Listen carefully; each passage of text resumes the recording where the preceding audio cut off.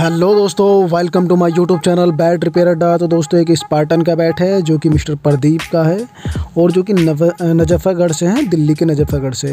तो दोस्तों इस बैट की इतनी क्रिटिकल सिचुएशन थी, सही बताऊं तो मेरे ख्याल से सबसे ही क्रिटिकल सिचुएशन इस बैट की थी।